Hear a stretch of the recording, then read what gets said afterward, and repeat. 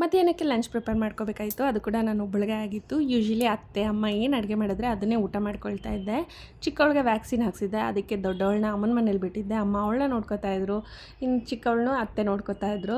ಸ್ವಲ್ಪ ನನಗೋಸ್ಕರ ಸಿಂಪಲಾಗಿ ಏನಾದರೂ ಮಾಡ್ಕೊಂಬಿಡೋಣ ಅನ್ನಿಸ್ತು. ಸ್ವಲ್ಪ ಪನ್ನೀರ್ ಇತ್ತು, ಹಾಗಾಗಿ ಅದಕ್ಕೆ ಸೋಯಾ ಚಂಕ್ಸು ಕಾಳುಗಳೆಲ್ಲ ಆ್ಯಡ್ ಮಾಡಿ ಒಂದು ಸಿಂಪಲ್ಲಾಗಿರೋ ರೈಸ್ ಬಾತ್ನ ಮಾಡ್ಕೊಳ್ತಾ ಇದ್ದೀನಿ. ಇನ್ನು ಬ್ರೇಕ್ಫಾಸ್ಟ್ ಟೈಮಲ್ಲಿ ಈ ಥರ ರೆಸಿಪಿ ಟ್ರೈ ಮಾಡಿ ನೋಡಿ. ತುಂಬಾ ಟೇಸ್ಟಿ ಆ್ಯಂಡ್ ಹೆಲ್ದಿಯಾಗಿ ಕೂಡ ಇರುತ್ತೆ, ತುಂಬ ಈಸಿ ಕೂಡ ಮಾಡೋದು.